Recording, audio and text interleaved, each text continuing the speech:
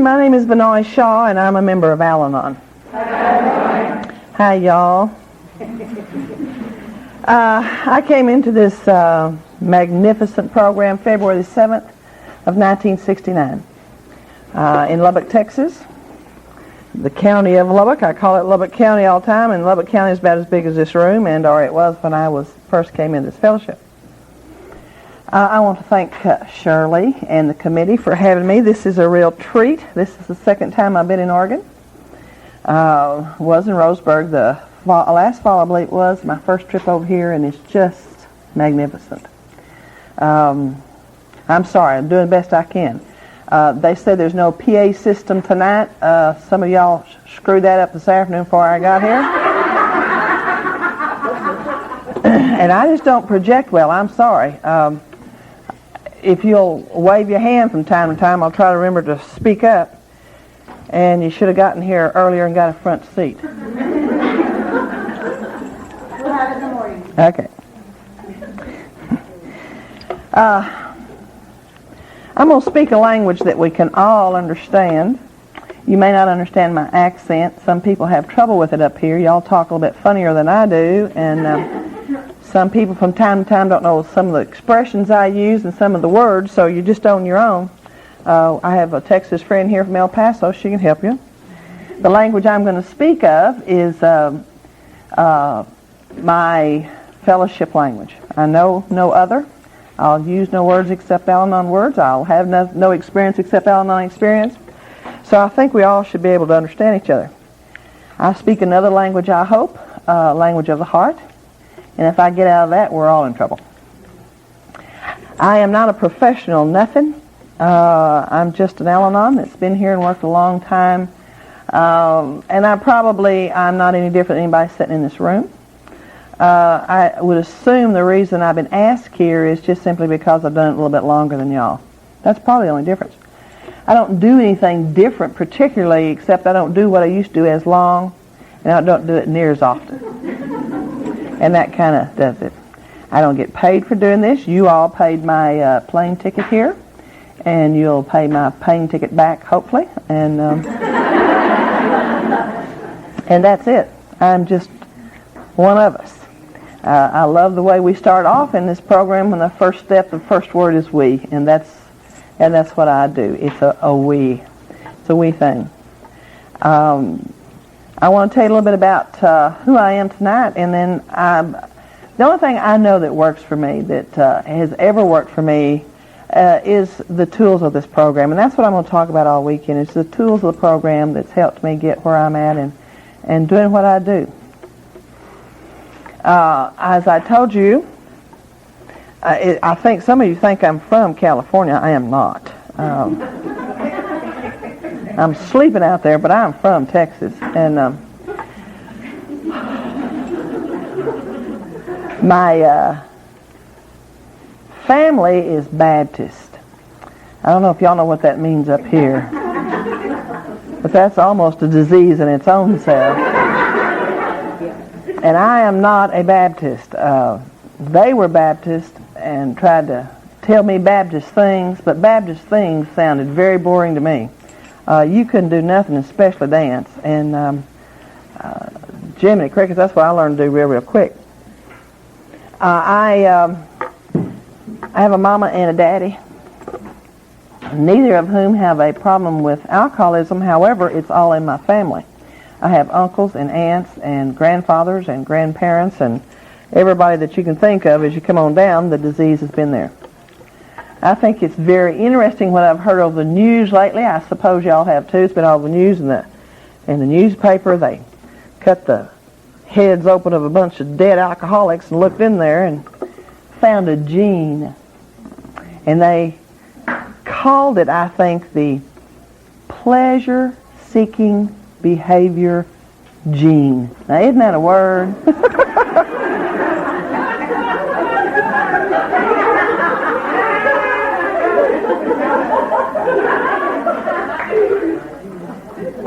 Yeah, there's some of those pleasure-seeking dudes. I would have helped them open the brain out to take a look at. Don't you think it'd be fun if they opened up Al-Anon's brains and saw what was crawling around in there? I mean, as long back as I remember, I was chasing the pleasure-seeking behavior gentleman. I found them in my own pleasure-seeking in a place called the West Texas Honky Tonk, which is absolutely magnificent. I'm sorry that some of you here have experienced those, and they're just wonderful. I think y'all had a meeting earlier that I missed because I was flying in, and so I'm kind of behind it. And just for my own, just cause, how many Al-Anons are here in the room? Yay! How many AAs are in the room? Yay! How exciting! Y'all are the ones I'll hang out with. I think Al-Anons are boring overall. How many of you, this is your very first conference ever in Al-Anon or AA or any place? Yeah, 3, 4, 5, 6, 7. Great. You're in such an experience. One of the things that I found out when I got here is that there's power in this very room. You're going to find so much healing going on this weekend in this very room. And this room didn't have much power till we walked in. And when everybody sat down here, we've all got the power. I just think that's the most amazing thing. Because some of you don't look like you got much power. Nothing. I think some of you been here all night, hadn't you? Yeah. I didn't know I had power when I walked in here. I absolutely didn't know. But inside of me was a God already there, just waiting for me to acknowledge it. And I didn't even know that. When I got here, I was married to a practicing alcoholic. I had 2 children. And I came to Al-Anon because of that practicing alcoholic, hoping to get him sober, hoping I'd get all right, hoping the madness would stop at my house. There was just total madness there. Now, this poor old guy didn't have anything to do with the madness of my own. Nothing. I just chased him, till I caught him. He didn't have nothing to do with my disease. He had nothing to do with making me an Al-Anon. I did not marry a sweet little young guy looking for college and going off, and I was out looking for the drunks way before I even knew that's what I was looking for. I have a personality that needs alcoholic personality. I'm just hooked on them like I am sugar, and chocolate. Mm-hmm. There's something about them that fixes some things in me. We just kind of fit like a glove. I discovered that I have some Al-Anon-isms.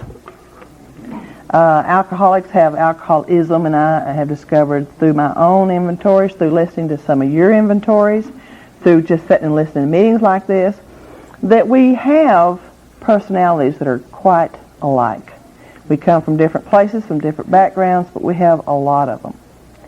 Shirley was talking about relationships. My relationship started when I was a little kid and didn't even know that's what it was. And up until this day, I'm not real sure that this is a relationship problem. I just love it. I just love the words that we can come up with. Mercy, like meaningful relationships. We just call it shacked up when I was, back there.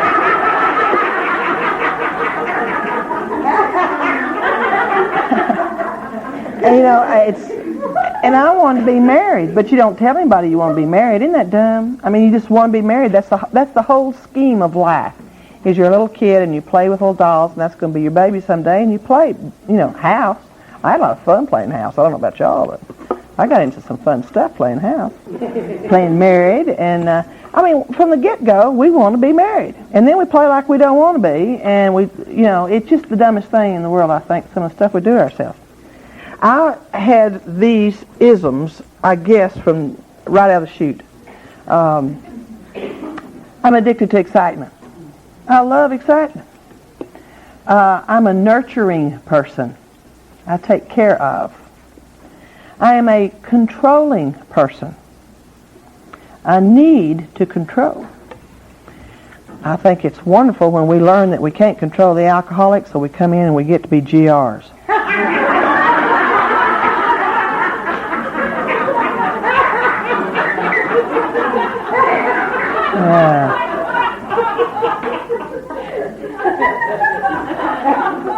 I have this thing about me that's so magnificent. I mean, it's just the most magnificent thing.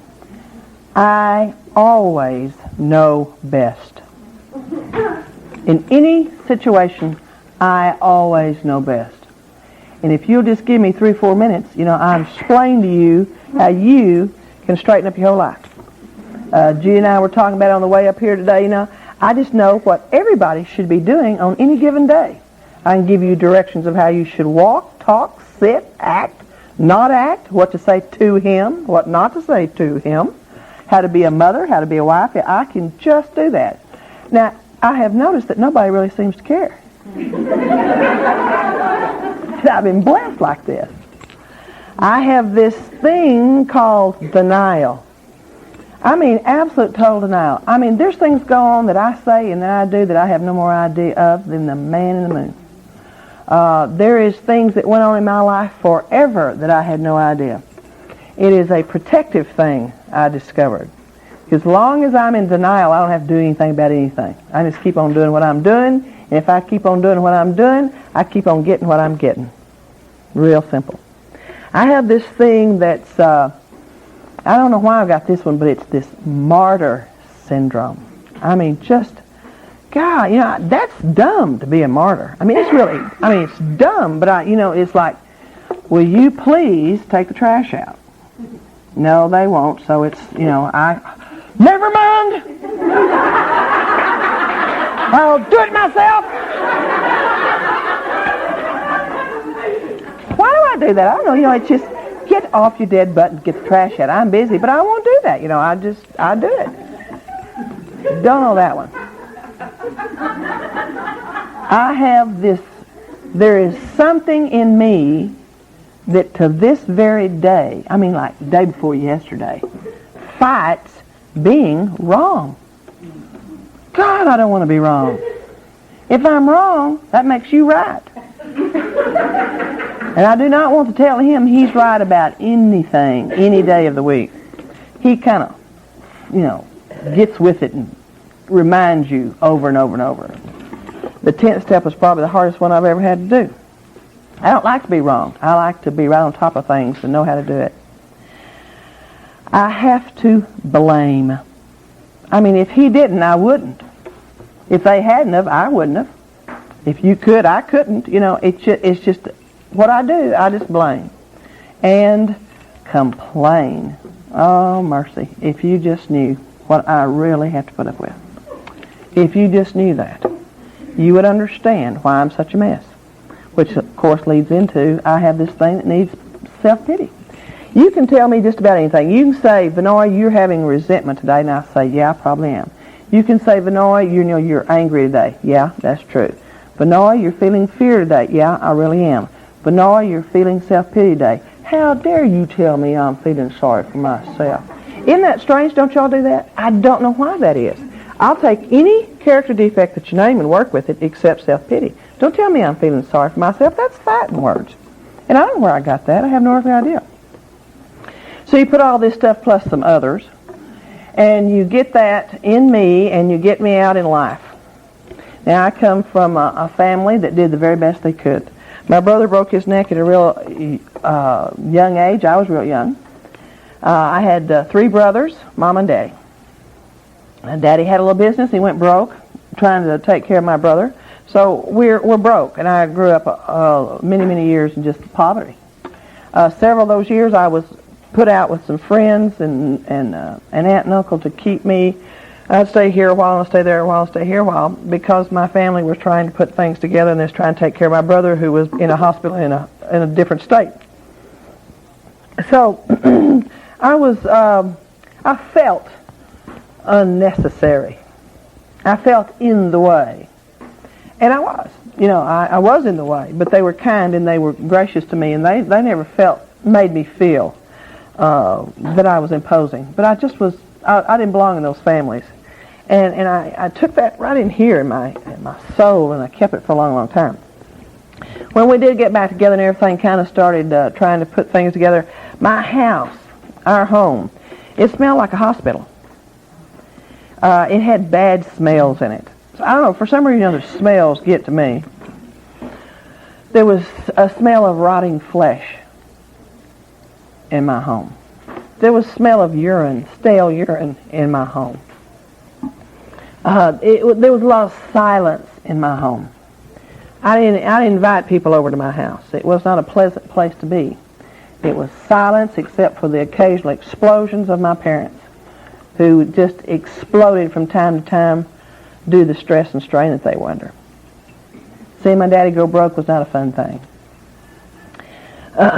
My family's religion came to their aid, and I was this little kid, and I see these Christians coming. And I think most Christians all look alike. You know, all alcoholics look alike. You know. Christians look alike. They have gray hair, silver looking, and they all love peach cobbler and apple pie. And they pull up in front of the house, and they're bringing in their peach cobblers and their apple pie, and they all have this silver little gray hair, and they have purple lips, and they're all plump, and they all smell like roses. And they come up and they hug you and they tell you Jesus loves you, and you're just smothered in these big old boobs.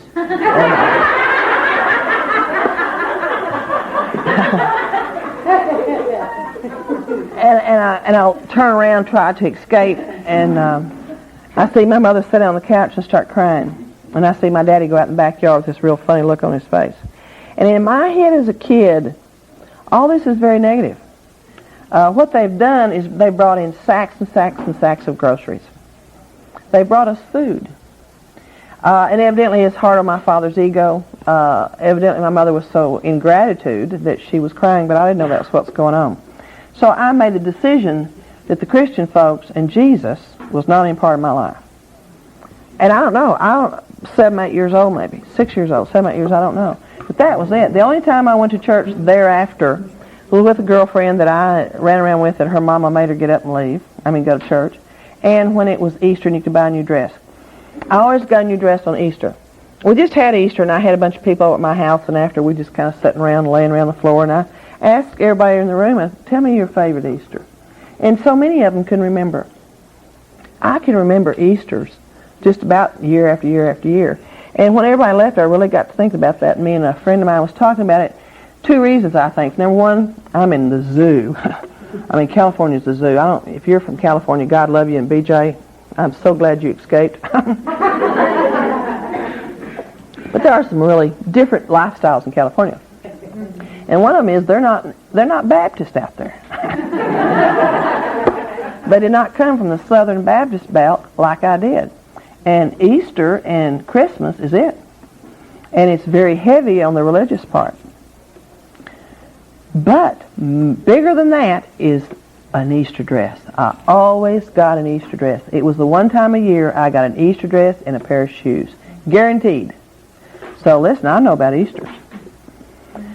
So here I am with this kind of religious background, and I've got all these isms, and I find the honky-tonk, and I'm tall and I'm skinny, I have no personality, and I walk in and here's a smorgasbord of drunks, excitement. God, people who, they're just about to fall off the stool, and I can run over and catch them and nurture them and take care of them, yeah, what a blessing, what a blessing.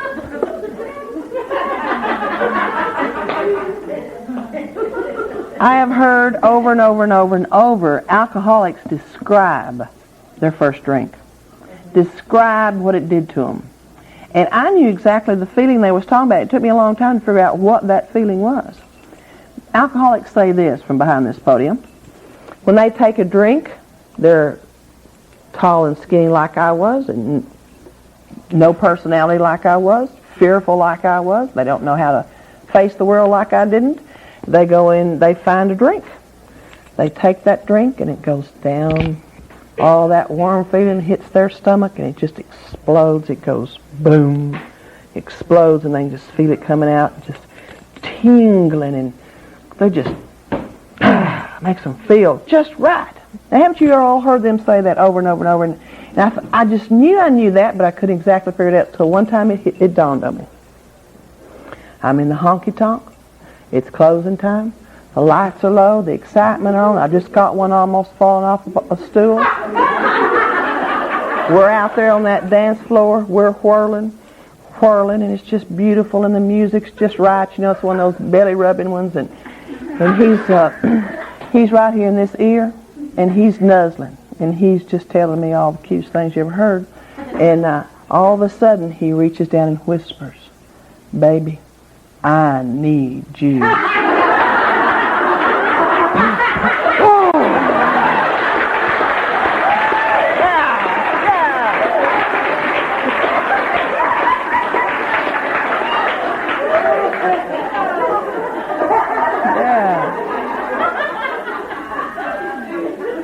And everything in me comes alive. Everything in me comes alive. And I take this wonderful, God-loving Mr. home with me. And I find the things that I've been looking for so long, I don't even know what I'm looking for. He holds me in his arms. There's a human being holding me in their arms. And I've never experienced this that I know of, except playing house when I was a kid. My folks didn't hold me. My folks didn't hug me. My folks were hard-working, busy people that didn't know how to do that. I was never told that I remember out loud by my folks, "I love you." I don't even remember hearing that from anybody. It just didn't happen, and most of you didn't hear that either. We just didn't in our disease that we all wound up in this very room.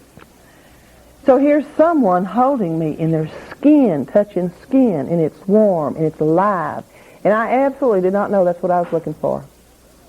And I guarantee I sold my soul to get that feeling. I sold everything that I'd been taught. I stripped myself of all the dignity that a lady can strip herself for, to hear those words and to feel that feeling. And they'd say, "I love you." And God, what a marvelous thing that was, and the feelings and the emotions and the trauma and the, God, I loved it. And the next morning they'd be gone. And then that stuff had hit me again. And I'd know one more time when I've known over and over and over. There's just something a little wrong with me. There's something that I know that gets proven over and over and over. And it's that I'm unlovable. And I don't know how that happened. I have no earthly idea what's left out of me. What happened to me as a kid? What can I do now to fix it? There's this thing inside my soul, inside my gut, that I can't be loved. I'll never know what it's like to be loved. And that's just the saddest damn feeling in this world. It's a terrible thing to live with that. And it always comes over me in big, huge waves right after you turn the light out at night and you're in bed, whether you're with somebody or whether you ain't. It's the saddest time for me is when I turn that light off and I'm laying there that instant before sleep or the instant before I toss and turn all night. It's a terrible feeling. And I carried it with me for many, many years.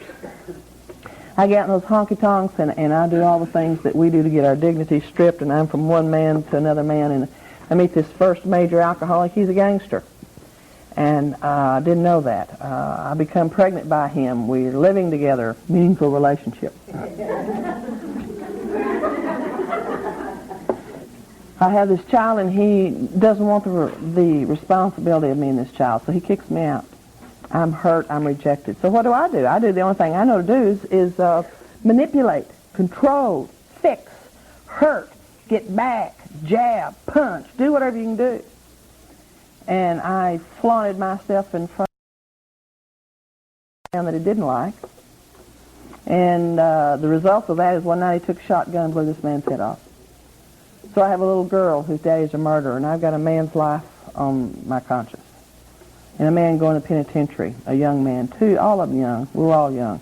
What a horrible thing. It just drove me further down in my disease. It drove me further down to knowing exactly who and what I was. It was a piece of garbage.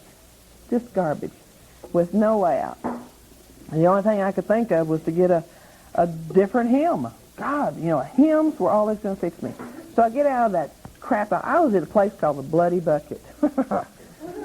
I mean, I was the lower companions that other people were seeking,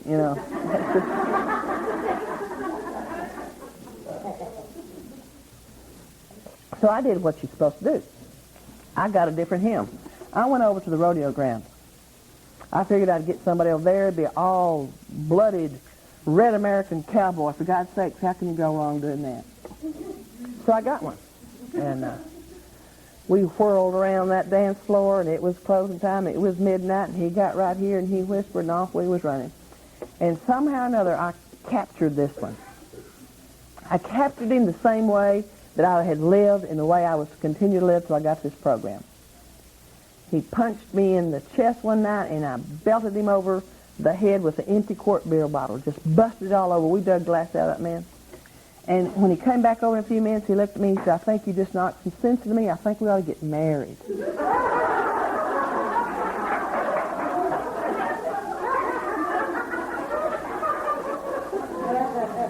Of course we should, and we did. And it was an absolutely fantastic marriage for the first 6 days. And then we're off and running. We're doing the same things that everybody in this room has done and knows real well. He's in the progression of his alcoholism. I'm in the progression of my Al-Anonisms, and down we go. Off we're running. There's violence. There's awful, awful violence in my home. I started, he started. It was just terrible. You never knew in the middle of the night what was going to come out my windows or my door at my house. Neighbors looked at us funny. I never looked up when I walked in and out of my doors because I didn't know what the neighbors was thinking or what they'd seen. Any given day, you could see my clothes in the street or his clothes in the street or my clothes on top of the car or whatever. It was just a terrible place. I had black eyes, busted lips. I've been shot at. I've been stabbed. I've been pistol whipped. I've been thrown out of cars and doors. You know, I just treated myself so ungodly. I don't even know how I'm alive except by the grace of a very loving God. Why we put ourselves through that, I don't know. I discovered after I got here there was a lot of things. I felt so guilty for who and what I was. I felt so guilty. I needed punished. So I lived in this punishment and this absolute hell for so many years. I decided to keep this little cowboy home was to give him a boy, and I did. I had a little boy. And I was so thrilled for about 6 days. And then there he was. He's off and gone. And there's nothing that's going to fix this thing down here. Children don't fix it. Husbands don't fix it. Nothing fixes it. I'm unlovable. I know it. And look at him show the world because he's not here. And I'm unlovable. And we just keep on doing that thing one day at a time till I couldn't do it no more. Till I found jobs. And alcoholism is just ugly, isn't it? I mean, there's nothing ugly about it. One more time in my house was a smell of rotten flesh. One more time my house was stale urine. One more time was the smell of blood from time to time.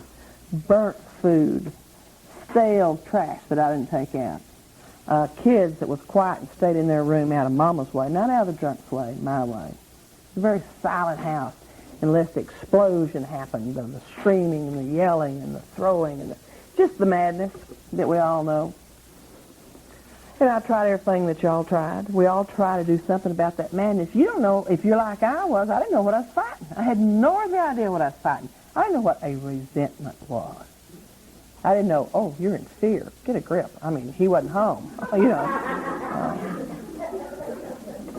And I did all. I'd leave, I'd come back, I'd hide. I just did everything. One Thursday, I had 2 black eyes, and this busted lip was up over my nose, and I couldn't eat, and I knew he was going to come home. He worked out of town Fridays, and he was coming home Thursday. And I knew I couldn't do another Friday. I couldn't do it. There wasn't nothing in me that could do that. Nothing. And I just didn't know what to do. I absolutely did not know what to do. I was as desperate and full of despair as anybody ever seen or heard of. I did not know how to breathe in. I didn't know how to breathe out. I didn't know what to do. I was through. I was absolutely, totally through. And what was the solution? I didn't have any earthly idea. And for some reason, I don't know why, but for some reason, I got up and I picked up the phone. And I called Alcoholics Anonymous in the Yellow Pages. And this man called, and I told him that I needed to see about stopping someone's drinking, and he gave me another telephone number, and this lady came over, called, and I talked to her, and she said, come over, and I went over to her house. Now, I didn't go to anybody's house. I didn't go anywhere. I didn't get out of my house. I didn't do nothing. I just kind of sat there. And here I am going to a total stranger's lady's house. She opened the door, and she took me through her house. And do you know what I remember? I think it's so funny. If everybody had time to tell exactly what they first remembered, you'd hear the darndest stuff. Because this is what I remember. We walked through her living room, through the kitchen, and to the den. As I walked through the kitchen, I looked in the kitchen sink, I looked on the cabinets, and I looked on the table, and I thought, I wonder where her dishes are.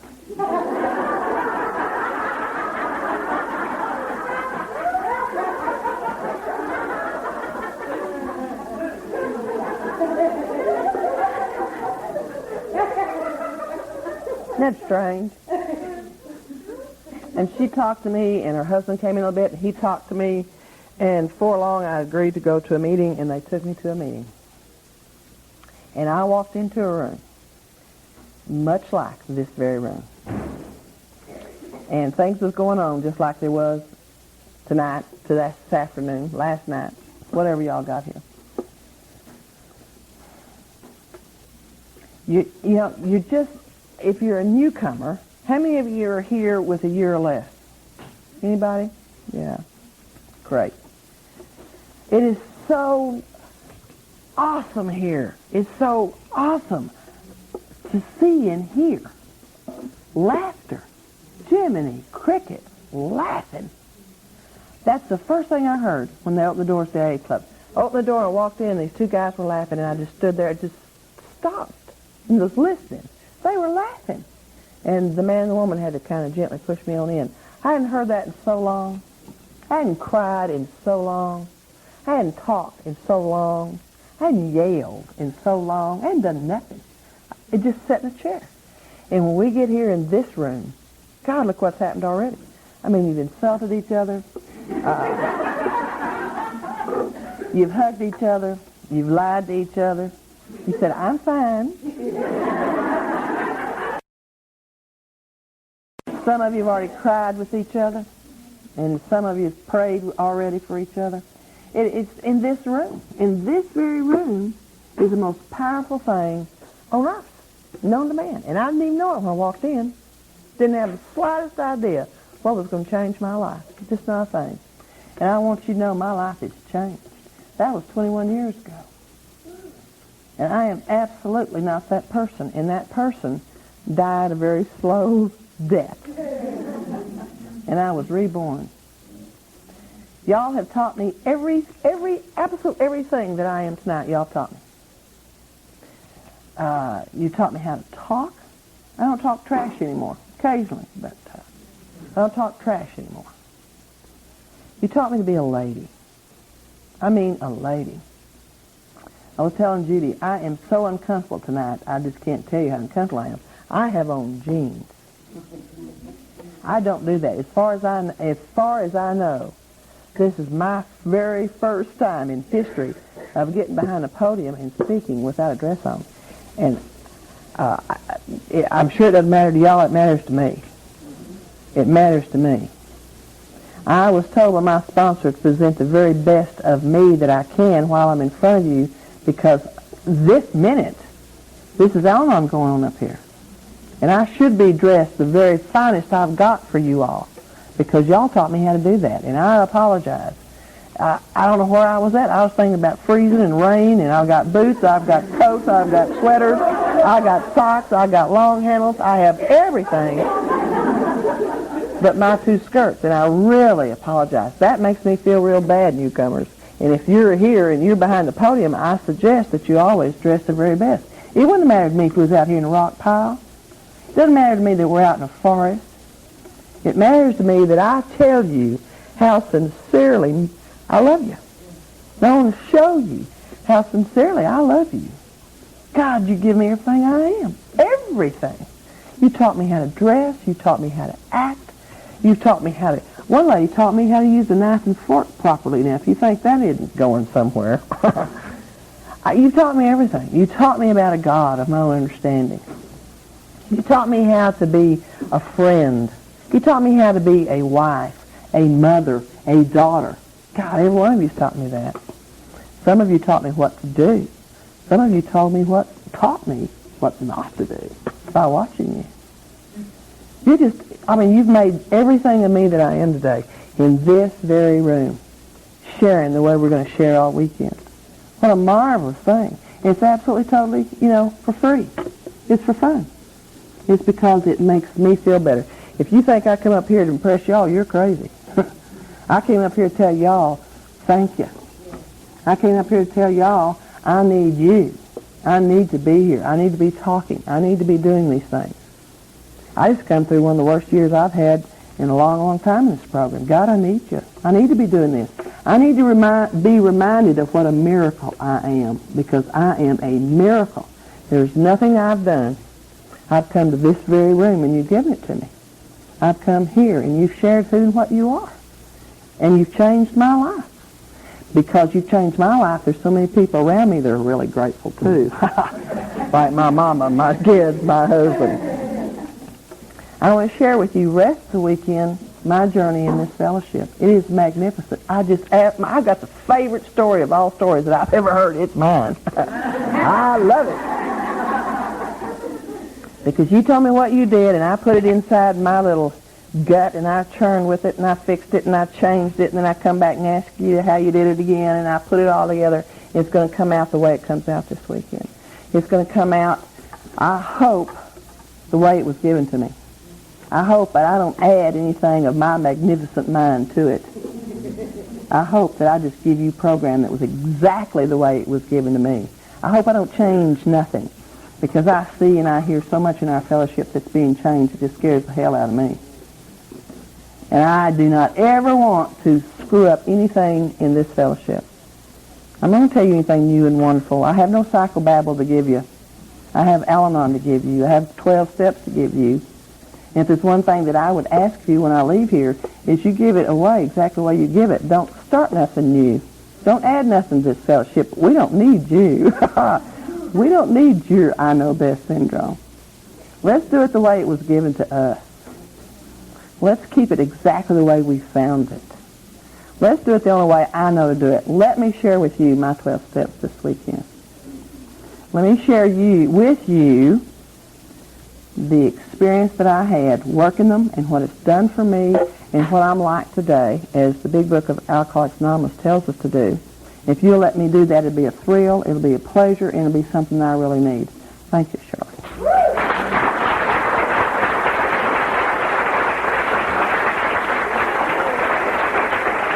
This is the end of session 1, the start of session 2.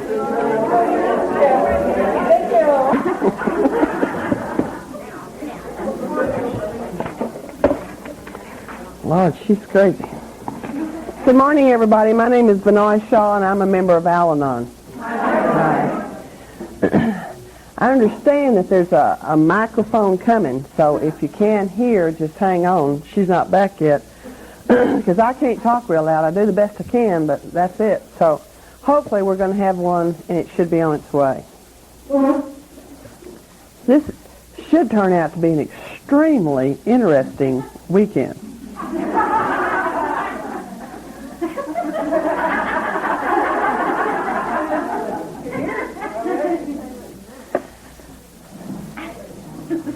There's no showers. There's no toilets. Shirley and a few others don't even have toothbrushes. Sure glad y'all invited me up here. I mean,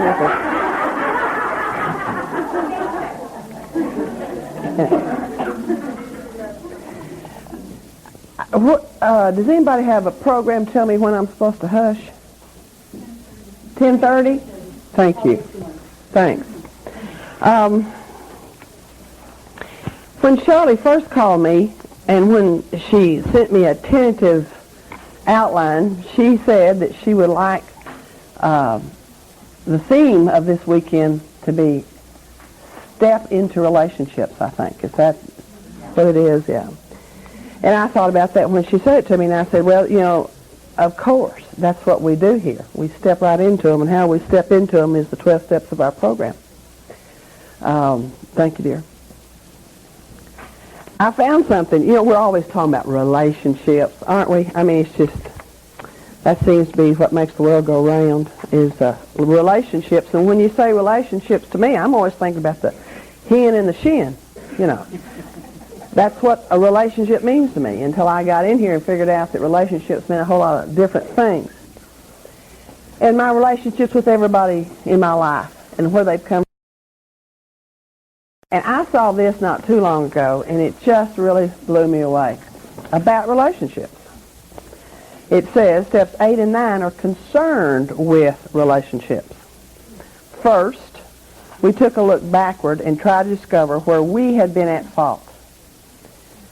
Next, we make a vigorous attempt to repair the damage we have done.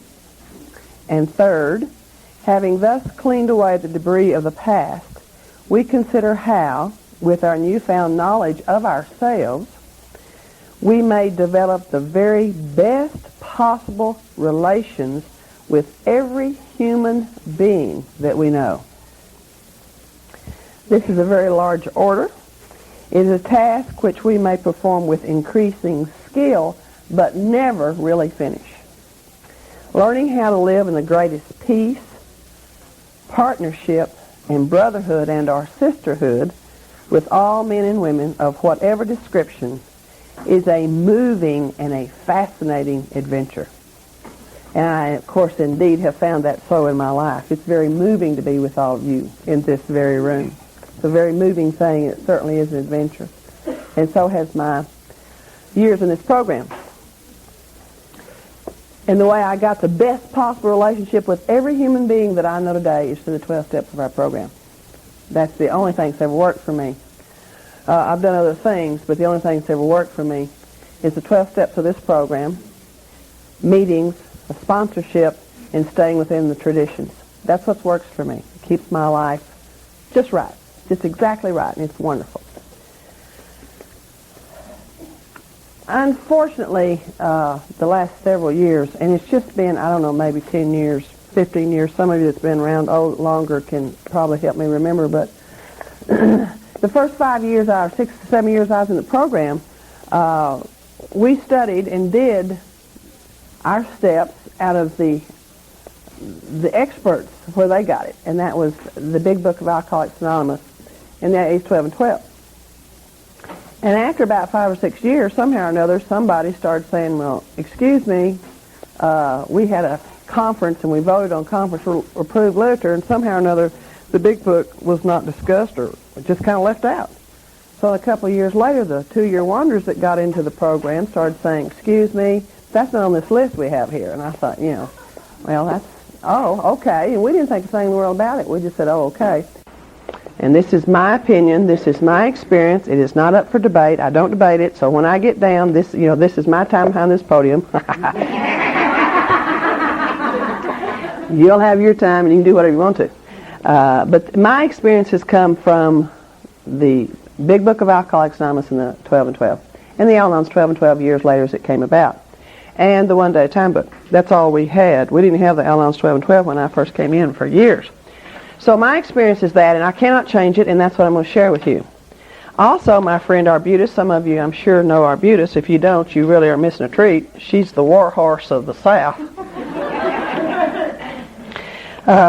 Has pointed out to many of us, and she was on the very first panel of our World Service Office. She's delegate number 1 from Texas. She was such a magnificent lady. They were broke, they had no money, and she got on Greyhound buses and traveled all over Texas setting up what we now know as our conference, and what a magnificent lady. And she refuses to put any of her information in the archives till they say that she can put it in the big book, because that's all she knows, and I just love her. She also pointed this out. This is our literature. The 12 Steps and 12 Traditions of Al-Anon. This has been opened and put down on a piece of paper and copied so you'll know what it is. This is the front and the back. And this is on the 5th tradition of Al-Anon. 5th tradition, Al-Anon says, each Al-Anon family group has but one purpose. Now this I put into myself. All the traditions I have put into the I form since I've been here. After I was here a while, we went through them as a group and we put them in the I form. It changed my life. If you hadn't done that, do it. It's a great meeting. I have but one purpose, to help the families of alcoholics. I do this by practicing the 12 steps of AA myself, by encouraging and understanding our alcoholic relatives, and by welcoming and giving comfort to the families of alcoholics. That's the 5th tradition. I have a purpose. Isn't that neat? Just absolutely neat. It says in here, We learn as much as possible about the illness of alcoholism by putting this knowledge into practice in our homes. Going to AA meeting gives us greater insight into the alcoholic's problems, as well as reading some of the basic texts on the subject, particularly the basic AA book, Alcoholics Anonymous. And that's in our literature. So, just to let you know where I'm coming from, not to start an argument or anything else. This is Al-Anon literature, and this is why I do what I do. What I'd like to do is just, and I'm certainly not an expert, and I want that to be known for those of you who are new. Thank you very much. For those of you who are new, I am not an expert. I want you to know that. This is just my experience. That's all it is. It's what I do and how I do these steps. And I'm just going to go through them with you, maybe tell a little bit, and maybe not. It's just how I've done it. And I'd like to try to go through the first 3 steps this morning. And the first step says, we admitted that we are powerless over alcohol and that our lives are becoming unmanageable. If you're like I was when I first got here, I'm not powerless over anything, thanks. I'm in good control, perfect control. I know what to do, how to do. And I don't ask for help. I don't ever ask for help for anybody, from anybody, anytime. And to say to you that I don't know how is totally against every Al-Anon principle that there is. So I had to get to the place to know what powerlessness means. As I told you last night, as I believe that happened to me, I got to a point of surrender. I gave up trying to figure out a way to fix the alcoholic, and I thought if I fixed the alcoholic, I'd be okay.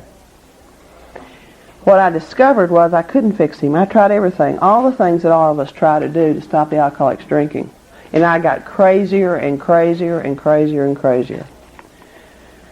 I was in despair when I got to this meeting. I was through. I had come to the point of being powerless, and I didn't even know it. I looked up the word power one time and powerlessness.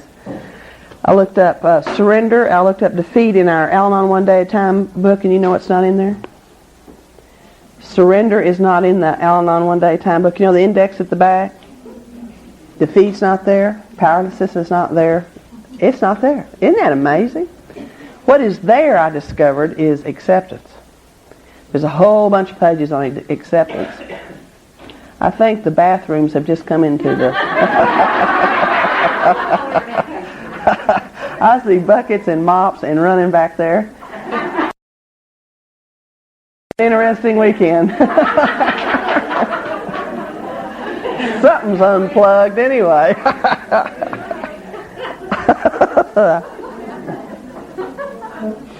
Speaking of One Day at a Time, does somebody have one they can loan me for a minute?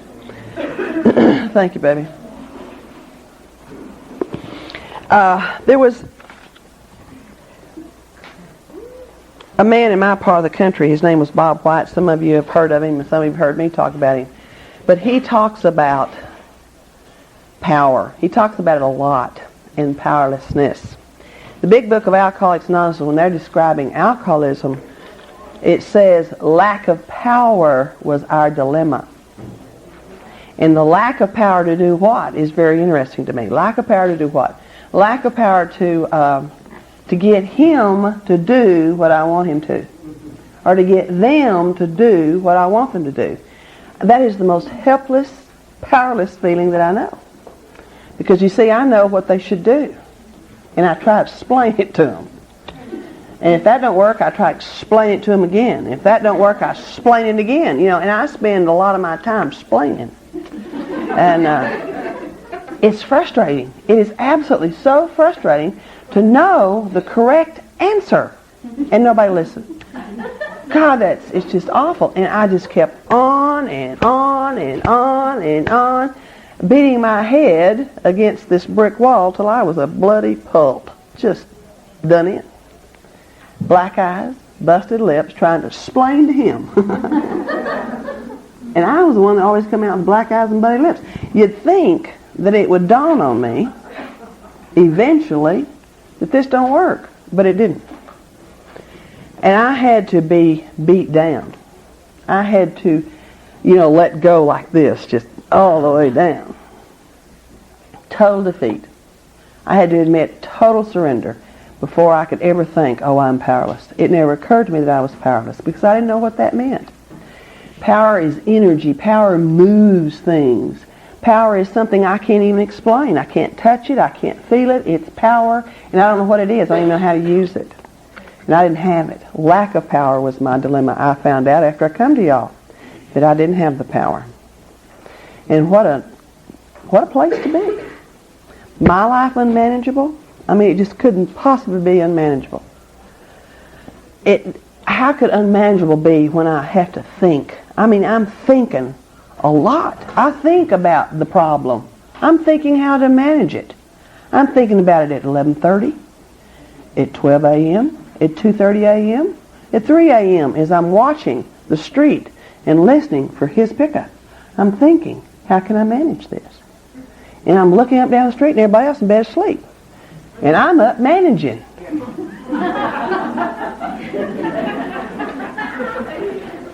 I get on the phone at 2:30 a.m. Have you seen him? I get the kids up. Get them in the car. Go find him. I'm scared to death I'm going to find him. But I'm going to go find him. What if I find him with a her? What if the kids are sick? Well, give them a rag and a bucket. Let's go. I got to manage. And you come here and you tell me my life's unmanageable? It just does not compute. And I have to listen to you and listen to you and listen to you. And I have to hear what you're saying. I have to watch your faces. I have to go home and think about it. And finally, it comes in here that I am powerless over this, whatever this is. Because you can't tell me it's a disease. It takes me a long time to figure out alcoholism is a disease. Get a grip. He dresses up, he puts his cowboy hat on and his foo-foo juice, and he goes out to the honky-tonks dancing. That don't look sick to me, honey. That looks like he's going out to have a good time without moi. Disease, disease, disease. How do you figure that is? Well, I did what the fifth tradition told me to, and what I was told to do. I started going to meetings, open meetings of AA. Pretty quick after I came in the program, I just discovered there, listening to sober alcoholics about the disease. I read the big book of alcoholics like my sponsor told me to. We read the doctor's description of an alcoholic. We studied it. There was things in there that really impressed me, like an alcoholic is in full flight from reality. Now think about that. They're in full flight from reality. And I'm up at 2:30 a.m. chasing them.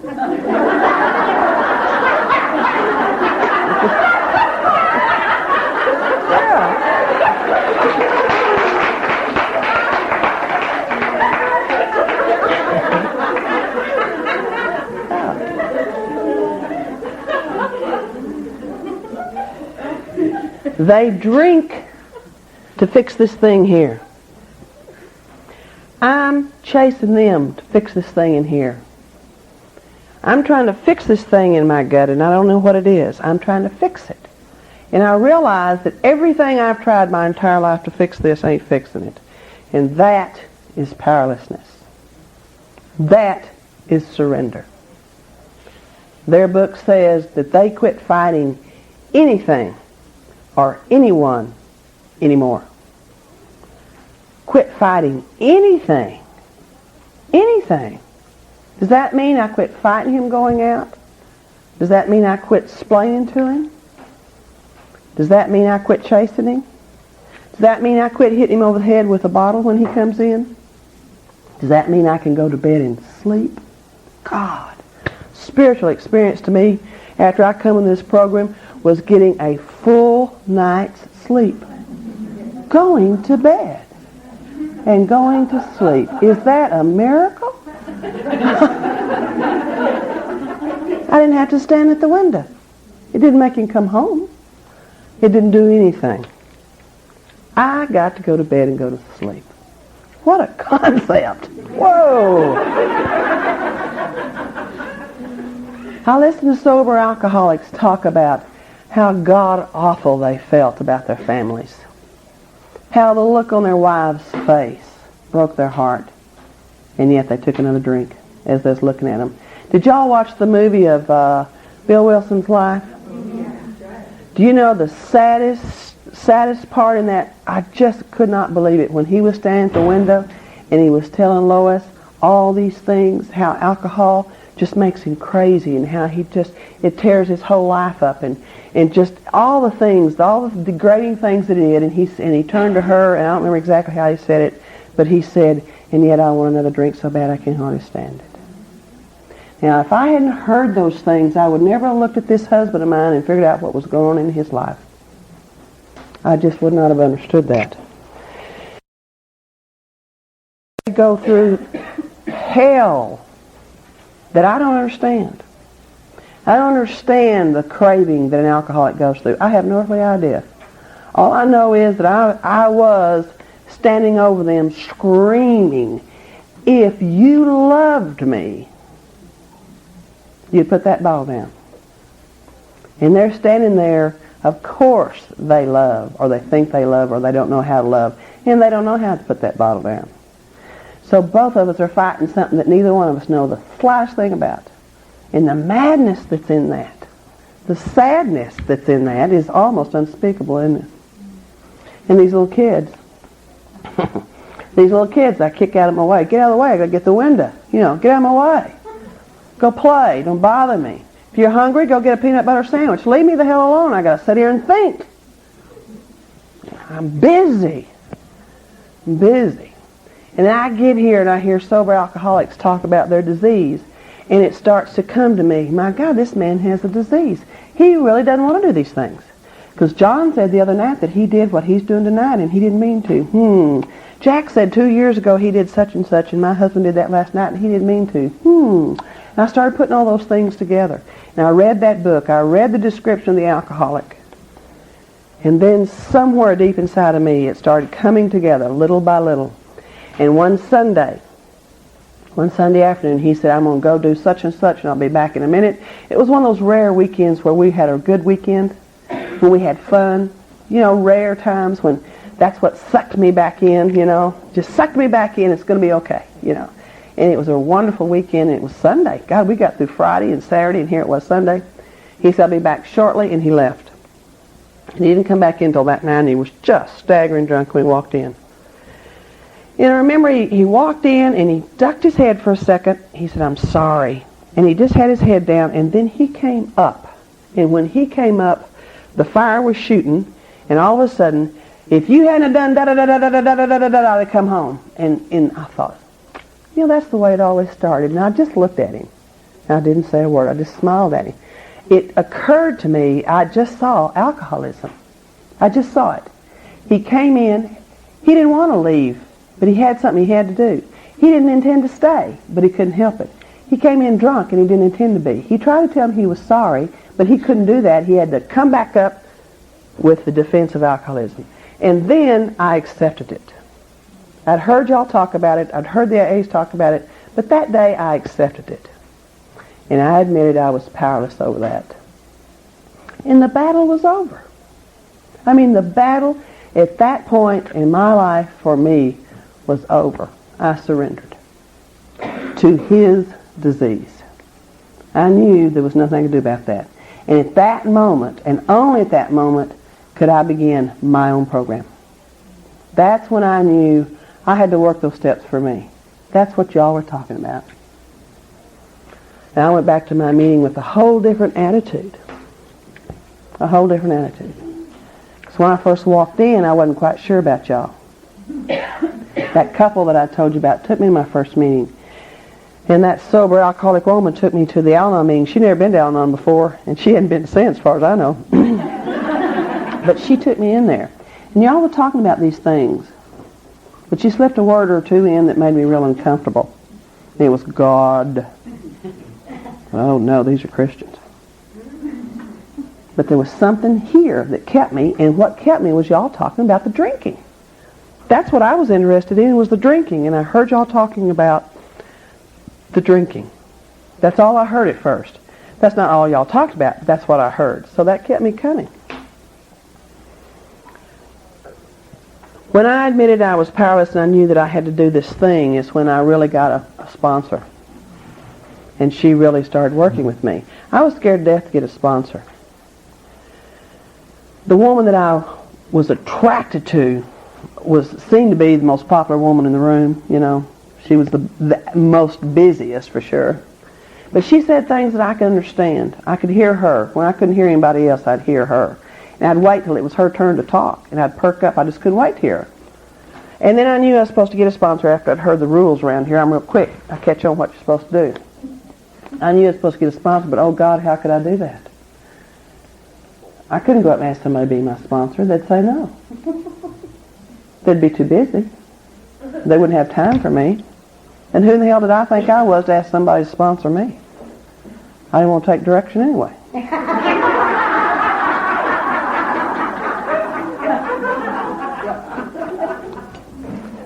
And God is a pretty neat God. You know, even with us who are crazier than goons, He just works things out. And I kept coming long enough, and they were watching me.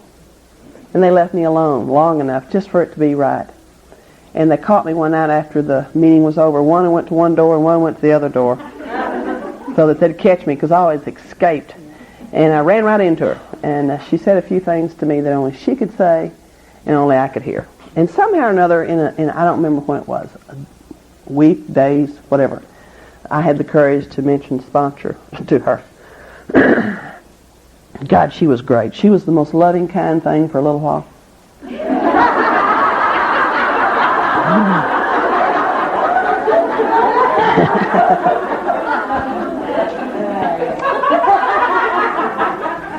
They can do it, can't they? And then it's when she got me on a program of action, and that's when she gave me the big book, and that's when we started studying these things, and that's when I started working the steps, and she was insistent about that. And we'd sit and we'd read and we'd talk, and we'd think about these things and talk about them just for hours. We'd go to meetings after the meetings, you know. She'd say, come go to coffee. I'd say, I can't do that. He's home.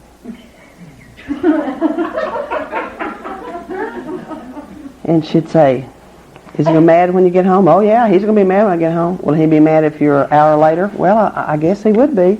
So he's going to be mad if I went home in 5 minutes or an hour, so I decided to go for the hour. And it always turned out to be 2 or 3 hours. Pretty soon he wasn't home on that night anyway. You know, he was staying home every night except that night, and then he changed. He'd go somewhere except that night, and he was doing everything in this world except trying to support me and coming here, of course. So some of the things that we did was work these steps, and she gave me this book one day at a time and told me to read it. We didn't have the index back then. I am so sick. I didn't know that these things were going to be cherished someday, you know. I had a first edition I got rid of. Didn't know about it. I gave my very first Al-Anon book to a sick ex-sister-in-law of mine that never appreciated it anyway. Trying to help her, and she didn't want to be helped.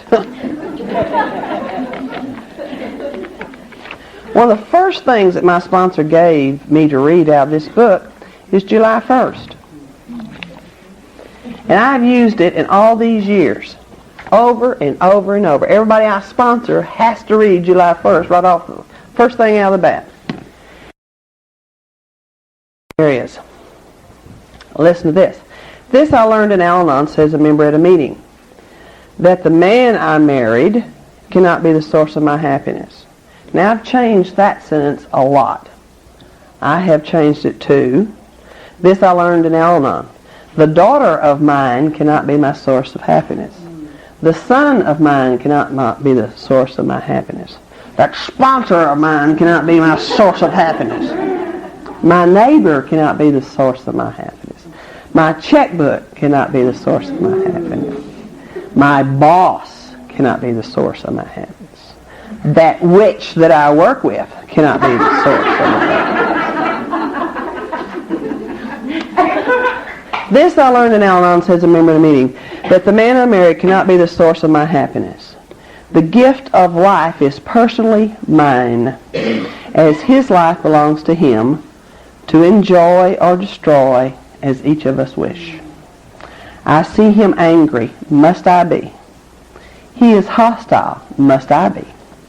Am I being faithless to my marriage vows when I achieve a bit of self-confidence while he continues to suffer the pains of self-doubt?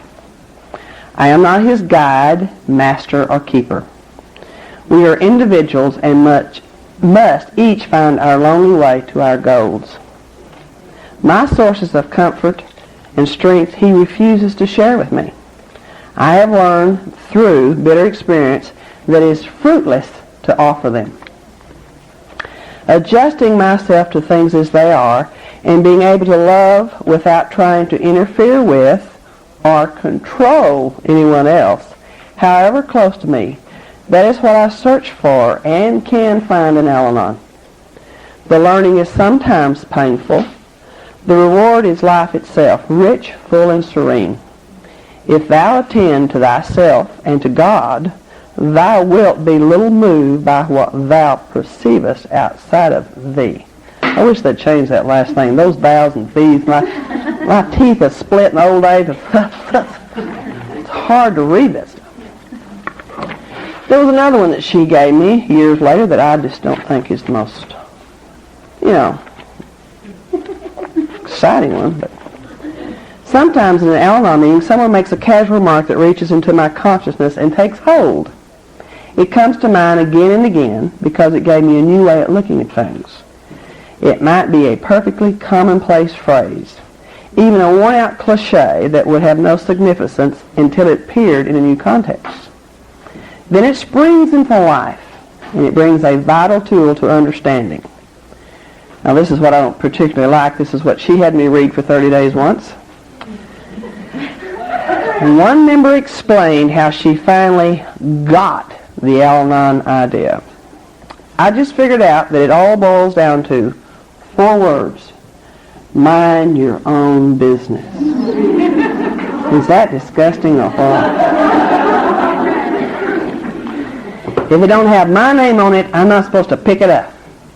Mind your own business. Admit that you're powerless. Admit that you surrender. Admit that you're defeated. Admit it. I may admit it, but I ain't going to tell you too quick. I'll slowly work into it, Just slowly work into it. But I'm powerless. I have ceased fighting anything or anyone anymore. And that's the way I try to live my life today, and I forget it. I really do forget it, and I have to be reminded by y'all all the time. I had to admit that I was powerless over my alcoholic. I had to admit that there was alcoholics in my life. I worked this step on my husband, and I worked it on him. And I really let him go. I really understood I was powerless over him. I really let him live his own life. I worked the powerlessness over my alcoholic husband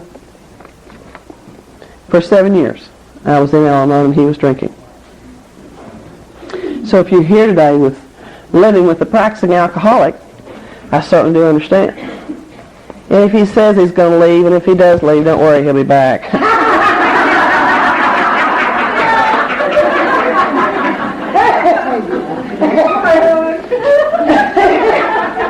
One of the hardest things I've ever in my life tried to get rid of is an alcoholic.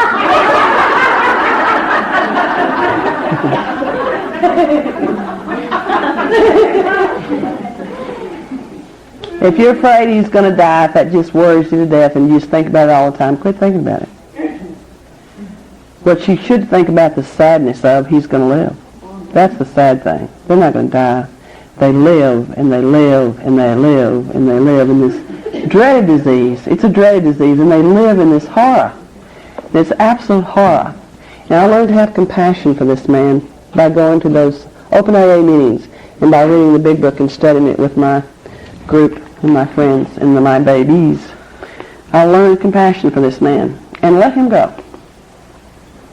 And after 7 years in this fellowship, we did get a divorce. There was a lot of violence in my life, as I told y'all, a lot of violence. It was just that way. My first major alcoholic beat me up. My second major alcoholic beat me up. It was just a lifestyle. When I got in this program, that stopped. By God's miracle, and by one of the alcoholics in the AA room told me one night when I was discussing a black eye, he said, "Why don't you try to keep your mouth shut and see what happens?" What a concept. I did, and it quit. But 7 years after I was going to this program, doing the things that I know to do, he came in one night extremely drunk and totally in a blackout, and I knew it. His eyes were as wild as I've ever seen anybody's wild eyes. And he flipped the light on, and he just jumped in that bed and just screaming mad and started beating me up.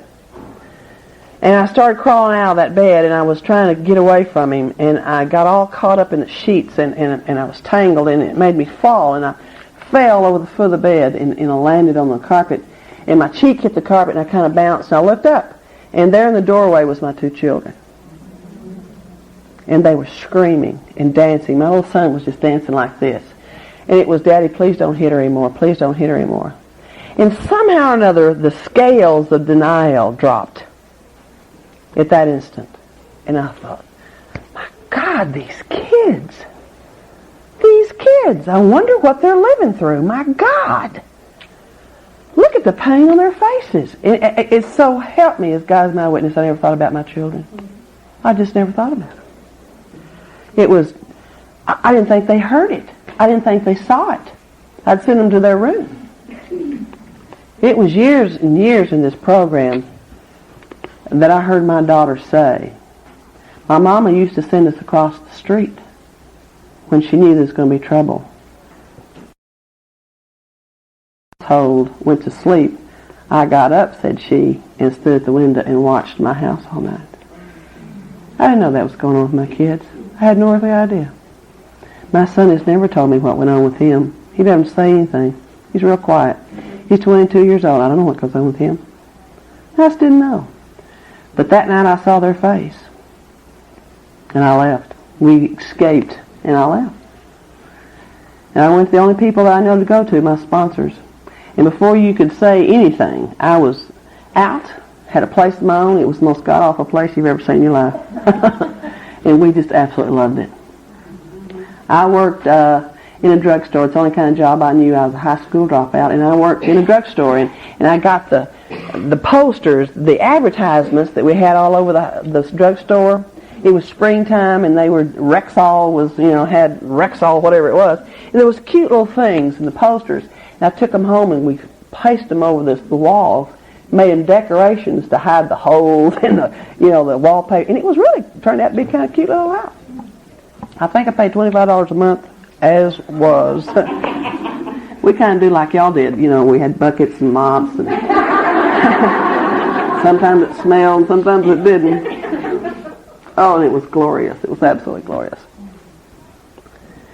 And then probably the toughest powerlessness that I've ever done, the toughest, is when I ceased fighting my daughter. An alcoholic husband is one thing, because you can leave. When you have a child, that's something else. My daughter turned 15. And my word, stuff that she was doing.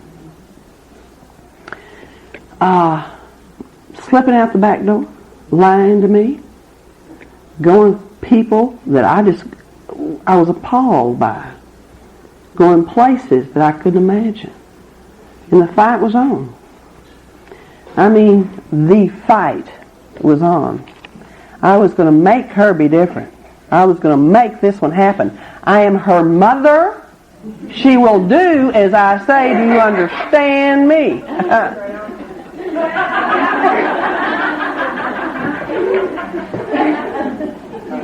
I don't know how many of you tried to keep an alcoholic teenager in their room.